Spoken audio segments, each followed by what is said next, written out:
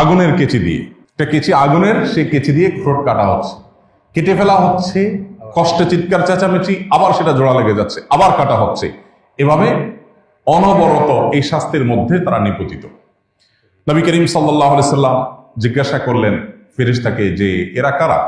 তখন ফেরেশতা বললেন, এরা হলো সেই সকল মানুষেরা যারা পৃথিবীতে মানুষকে অনেক লম্বা লম্বা নসিহত করত, উপদেশ দিত, মানুষকে কোরআন এবং হাদিসের কথা বলে সতর্ক করত, মানুষকে আল্লাহ ভীতি সৃষ্টি করার জন্য বলতো, কিন্তু তারা নিজেরা সেটার উপর আমল করত।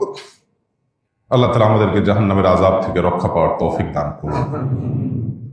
ইয়াকুলুনা মা লা ইয়াফআলুন, তারা বলার সময় মানুষকে অনেক কথা বলে, নিজে আমল করেন। এই রোগ আমাদের অনেকের মধ্যেই আছে। এই রোগের সবচেয়ে বড় কাস্টমার বা এই রোগের সবচেয়ে বড় আতঙ্কের জায়গা রোগী হলেন আলেম ওলামারা, হাফেজরা, কারি সাহেবরা। আর আমরা যারা সাধারণ মানুষ আছি, আমরাও মানুষকে যে কথা বলি সেটা নিজে আমরা আমল করি না। আল্লাহ বলেছেন, আতা'মুরুনা আন-নাসা বিল বিররি ওয়া তানসাউনা আনফুসাকুম, মানুষকে ভালো কাজের কথা বলো আর নিজেকে ভুলে যাও, নিজে সে কাজটা করো না। এর ভয়ঙ্কর শাস্তি।